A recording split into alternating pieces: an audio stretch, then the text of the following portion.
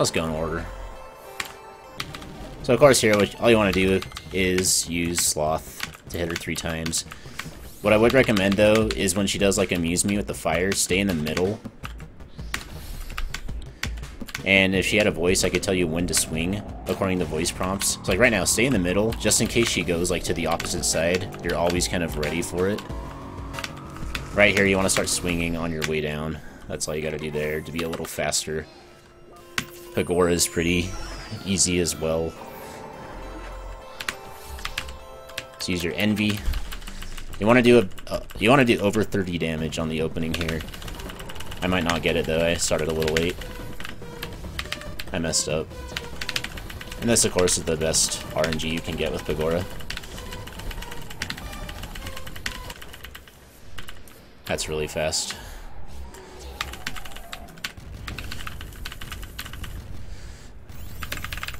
You want Vomit, but you can be within about 5 seconds on any other move he gives you if you play it right. Vomit's just the easiest and the fastest. Electram, there's a few ways to deal with this attack, which is the hardest one to deal with. I do it that way, just by kind of standing there and jumping over him. You can do it almost maximum damage to him with that way.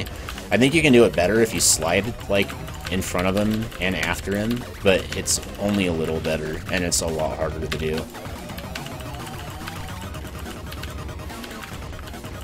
Yeah, sure, I'll highlight it.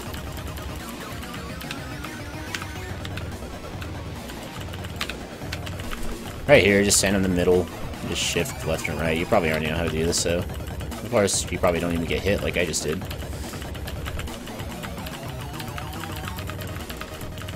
Right now, we know he's going to go right, because he already did every other attack except for Lightning, and he always goes right after his Enrage for Lightning.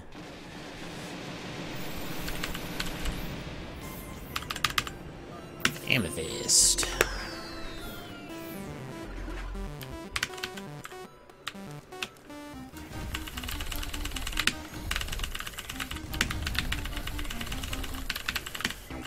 So here, unless that happens, you get trapped.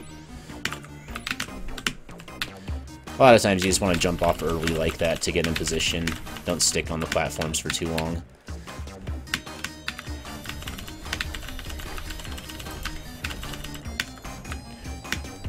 Wind on Mortal, luckily, isn't that bad on Demon. It kills you, though. Here, if you don't do max damage, if you don't pop her pink shield, you can pull out Lust and you can hit her through the skulls, which is something I will do from time to time if I need it, just to make sure you get fuller. Always shoot a little early there, so that your orbs hit her right when she de-shields.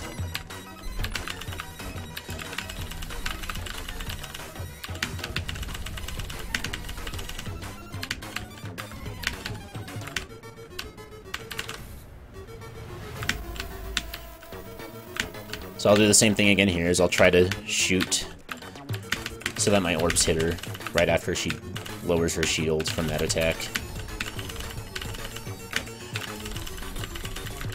Lightning, there's always a safe spot on the second pass, one on this bush and one on the other one. There's a safe spot right here for Lightning also. So you want to use those if you're ever like confused and you know that you're going to take 1 hit of damage, but you can't tank 2. Always go to the safe spot and at least you'll, you know, survive. Dark Annihilator, really nothing much to be said here. Just manage your orbs really well. Keep shooting your orbs over and over and over. Don't ever let V have 3 orbs at once. One hard thing about this boss is if you let it go too long, it gets a lot more stressful. And you get closer to the edge and stuff. If you kill him early, it's always easy. And remember, with the blade down there, the saw that's on the ground, that only does 15 damage. Almost everything else this guy does is like 20 to 25 damage. So if you ever need to make a choice of what to tank the saw. Use that to your advantage. Don't tank a rocket instead.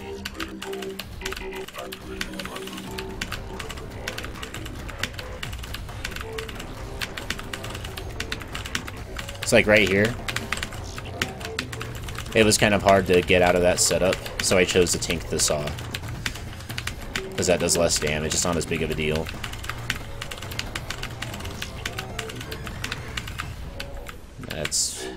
pretty straightforward, I think.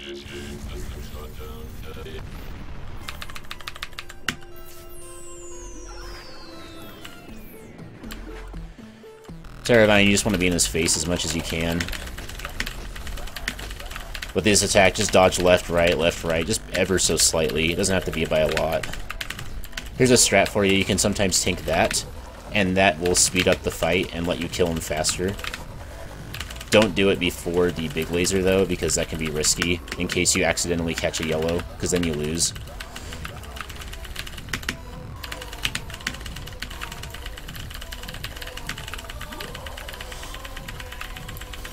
Right here, the only one you can't tank is that one, the one that fills up 3 lasers on the bottom, because that one takes longer to power up, and so you can't, like, damage boost through 2 laser hits if he uses that one.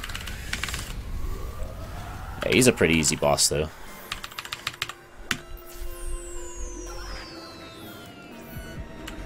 Craterrack, I always take pride for this guy. It's easier so that you never have accidental collision damage with those little guys, the little spawns that fly at you.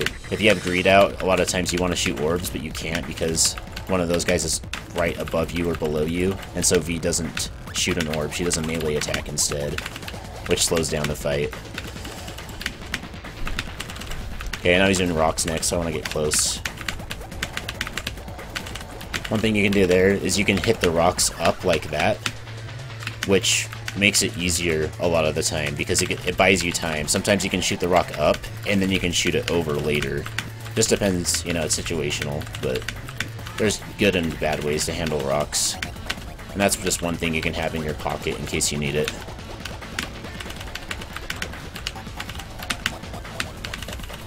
This is kind of the same right here as like Dark Annihilator. Just make sure you're shooting orbs. You don't want to waste any opportunities for damage.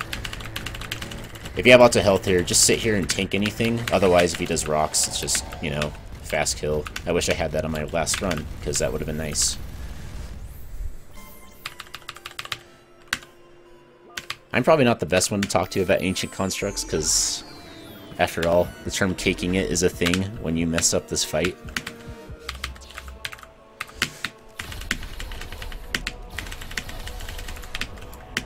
Right there, though, the opener, you just want to make sure you get them both down very low, and then enrage left. You always go left, right, middle, right, middle, right. That's the way you'll enrage this, just in that pattern, over and over. You only do left at the start, because it's faster to do it that way. Then Gluttony, of course, you can just sit here and spam it, and you'll never get hit.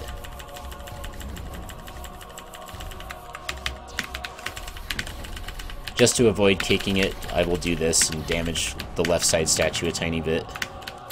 It's fine, Phrazlo. I'm just explaining it, because why not? I like to explain things.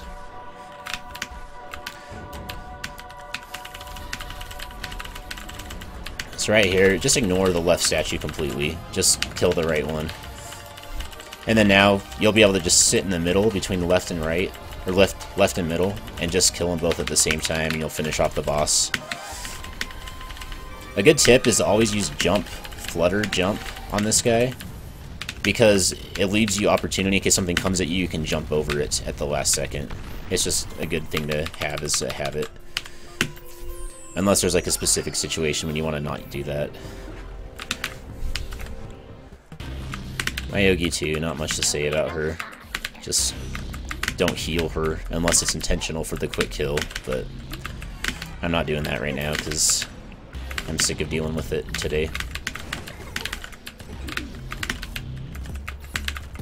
The reason I jump a lot of time after this is because when you're in the habit of making her fireball follow you and the skulls follow you, you want them to be higher off the ground so you can slide underneath them if you need to, or you can shoot an orb through them.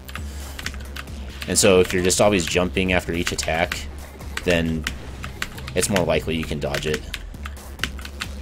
Right here, always stand on the left side at the start, and then you don't have to, it's just, you know, less you have to jump over this thing. And right here, you don't have to jump over it to the left like some people do, just hover over it to the right. And jump over this a couple more times, that's the end of that. This one, it usually helps to kind of stay in the middle. It's just, it seems easier. I don't know if it actually is, but it seems easier to me if you stay in the middle for that section. Right here, usually you're safer to be on the left side. If she gives you two options, one on the right, one on the left, take the one on the left, because usually you have more openings on the left side. In this case, not so much.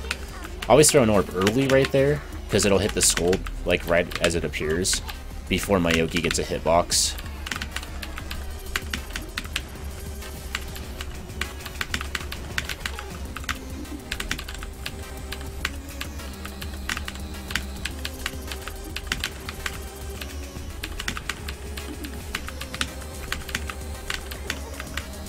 Oh. When that happens, well, she is in the ground. Anybody knows that? That's awesome. I messed up, so I might die. That was super weird. I've never... I've never had her stuck in the ground. That was so funny. She was stuck in the ground for the whole thing. I've never seen that. That's hilarious. Hey, David Todd, how you doing? Right here, always start aggressively like that, going into the quick kill. Having less health on purple at the start goes a long way for the rest of the fight. So the way I do this fight is different than Shark does it. I'll explain how in just a second. This is something I was wanting to show Wolf anyway. Right here, you want to cross over, you want to kill both arrows, slide over, hit red some, then finish purple a little bit. And then now red has less health already going into this segment. And then the other difference is going to be in just a second. I find this way is easier than Shark's way, by the way. That's why I want to explain it. Right here, you tank that, and then you cross through.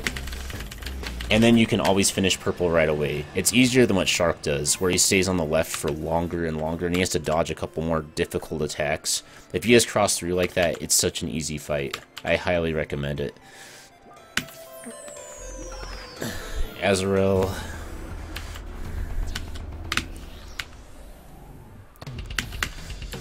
Basically what you want to do here, don't red shield her, ever. Just don't do it.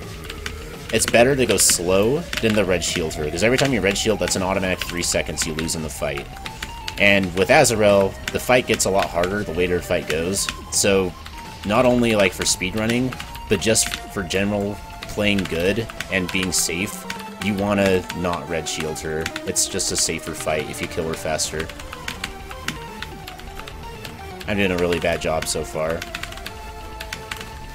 The reason I use Pride is because if you see one of those portals over there, you can kill them really quickly with Pride. It's only 2 swipes.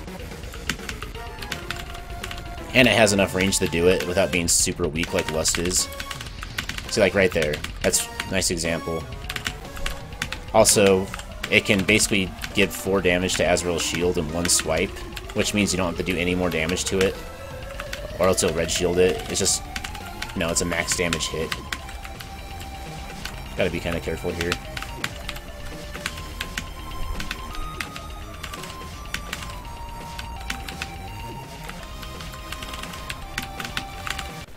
Yeah, pretty easy. On Mortal, just keep the platforms up. You don't have to worry about them too much. On Demon, it's a different story.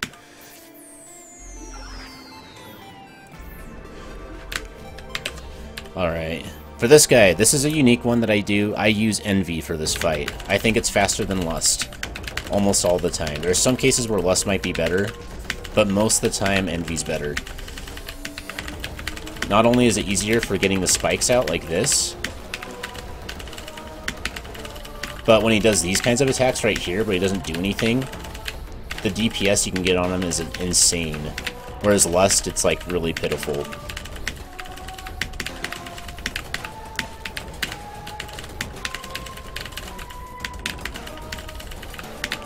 See how fast this fight is going? This is like insane right now, right? Look how fast that was. You could not have done that with Lust in a million tries. It's so much faster. 48 seconds with Envy. It's insane.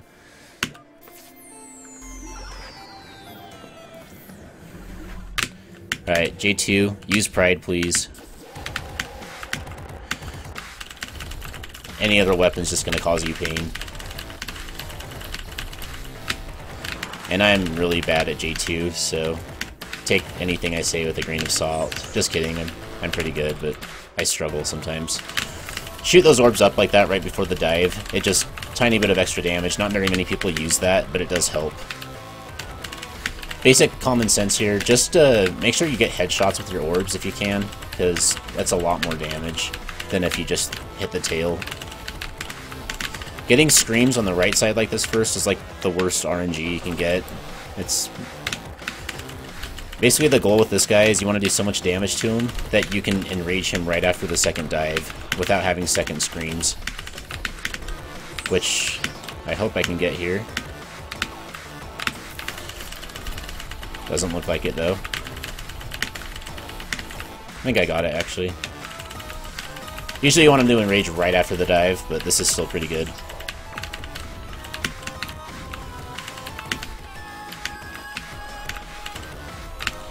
You always want to stand on the edge like that before you know what he's doing, before you commit to going to the other side of the level. Because then he'll sometimes dive you, and he'll do a worm on the other side. And those worms are so hard to kill when they spawn on the other side.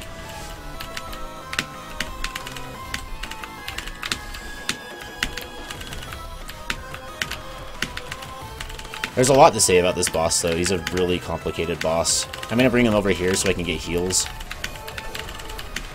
Just one thing that a lot of people don't know that I didn't learn until very late into my time playing this game. Those little eyeballs on the right and left of the platforms actually tell you where he's going next. I didn't find that out until like 2 months ago. How fast was that? 15.